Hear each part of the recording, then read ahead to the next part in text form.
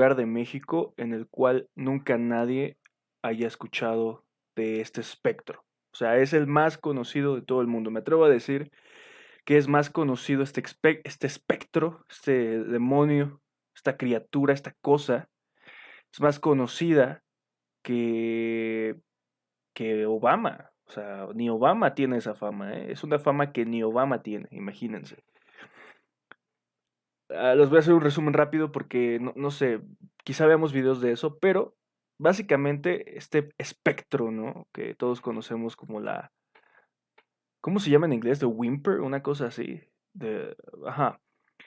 Es el espectro de una mujer, el cual ronda por las calles de muchas partes de México e incluso del mundo. Pero la leyenda comienza particularmente en la capital de este país, en la bonita Ciudad de México. Eh, y la leyenda como tal no es una. Existen varias historias. Todo el mundo ha escuchado muchas historias. Hay historias que postran el origen de la leyenda en el México colonial, otras que lo ponen en la época precolombina. Entonces, es bastante complejo ahondar en la historia de esta leyenda, porque relatos hay muchos, pero en casi todos, con excepción de uno, es igual. Una madre, la cual se entera de la infidelidad del padre de sus hijos, quien despechada y consumida por una terrible ira, decide llevar a sus hijos, algunos dicen que eran tres, otros dicen que eran dos, lo que más común se dice es que eran niños pequeños, los lleva a un riachuelo, a un río, algunos dicen que a un lago. Repito, es una leyenda muy popular por lo que tiene muchas variaciones. Y en este lago, pues la madre decide ahogarlos, quitarles la vida, asesinarlos por este enojo y despecho que la está consumiendo en contra de su esposo, el que le ha sido infiel. Es una historia muy común, ¿no? Y digo que es común porque este mismo tipo de historias existen en todo el mundo. O sea, creo que en Inglaterra tienen una historia similar de una mujer que asesina a sus hijos, en Estados Unidos también. Entonces, bueno, mata a sus hijos en el río, lago, lo que sea. Ella los deja ahí, huye de la escena, pero poco tiempo después de darse cuenta de lo que había cometido, del error que había cometido al asesinar a sus hijos, decide regresar para intentar rescatarlos, intentar ayudarlos, pero no lo consigue. No lo consigue porque para o pues la corriente del río se los llevó o simplemente se hundieron en lo más profundo del río, ¿no?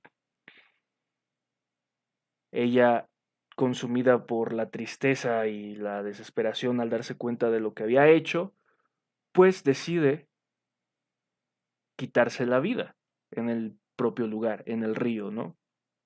Esa es una versión. Otra versión dice que empezó a vagar por cualquier lugar, ya que había perdido la razón, y pues seguramente murió en algún punto de la historia, ¿no? Vagando. Esa es la leyenda supuesta del origen de este espectro. ¿Por qué es tan popular en México? ¿Por qué es el espectro más famoso que existe? Bueno, la verdad es que hay muchas posibles explicaciones, porque de hecho esta es la historia más popular, pero no es la única. Hay otra variante de la historia, que, como les dije, vincula el origen de esta leyenda al México precolonial, antes de la llegada de los colonizadores españoletes, ¿saben? Justamente ya se hablaba de un espectro similar, no de la Llorona como tal, pero sí de un espectro con características ahí interesantes. Se cuenta que justamente en la época de la Gran Tenochtitlan de de México antes de ser conquistado por los españoles, que no se llamaba México, se llamaba Mesoamérica.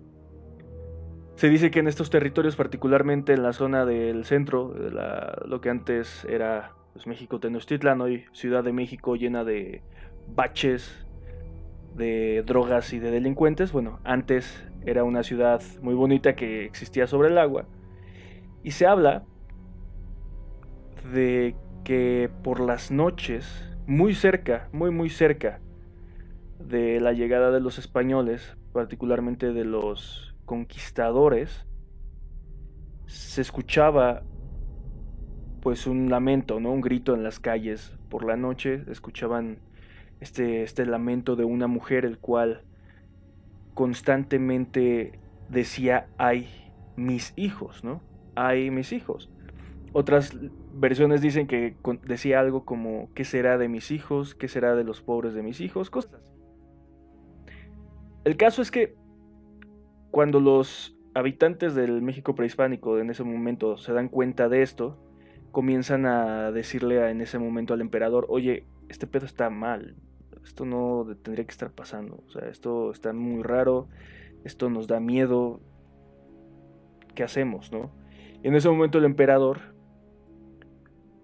pues, atinó, o desatinó, mejor dicho, a simplemente decidir ignorar este fenómeno que ocurría, sin esperarse que justo muy poco tiempo después de que escucharan este espectro, se avecinaría la llegada de los conquistadores españoles, los cuales acabaron con gran parte de la cultura, de la historia y de las vidas de las personas que habitaban el lugar.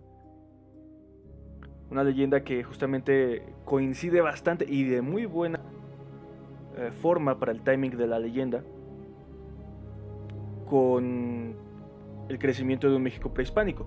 Obviamente posterior a esto se sigue contando que el espectro continuó vagando por las calles de Ciudad de México, llorando por todos sus hijos que fueron pues aniquilados por los forasteros que llegaron en barcos y que decidieron acabar con ellos.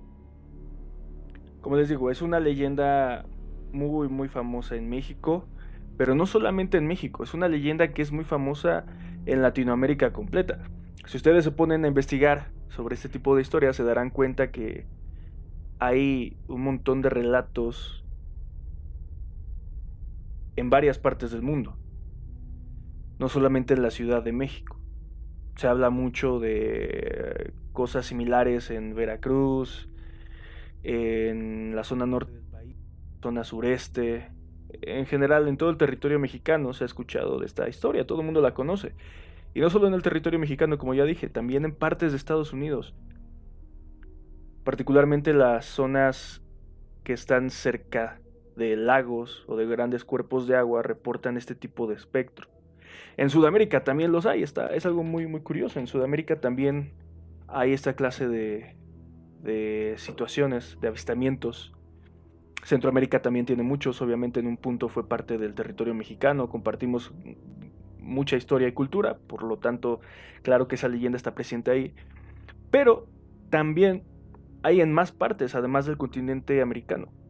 En Europa, Asia, incluso en África se encuentran ese tipo de espectros. Claro, ellos no le llaman la Llorona, tampoco tienen conocimiento de esta leyenda prehispánica, ¿no? Pero sí que tienen este tipo de espectros. Si no me equivoco en la clasificación de, de fantasmas, no sé, se les conoce como banshees, espectros que se la pasan recorriendo grandes distancias, dando grandes lloriqueos, lamentos, asustando a la gente con estos mismos y también siendo bastante agresivos, no sé, es una historia bastante interesante, tan arraigada a la historia mexicana, a la cultura, que es el espectro pues, por excelencia de las historias mexicanas. Todo el mundo tiene una historia de esto, todo el mundo ha escuchado supuestamente a la Llorona y videos en YouTube sobran. Muchos de ellos son falsos, muchos de ellos son audios que repiten una y otra vez, pero muchos otros son historias, recopilaciones de ellas que llaman mucho la atención. como les dije, hoy vamos a ver algunos de estos y vamos a, pues, a reaccionar a las supuestas avistamientos, lo que sea, del fantasma de La Llorona. Y pues a ver qué pasa, ¿no? Siempre que hacemos esta clase de cosas ocurren situaciones extrañas, entonces vamos a ver qué podemos conseguir, ¿no, amigos? Pasemos a ver los videos entonces.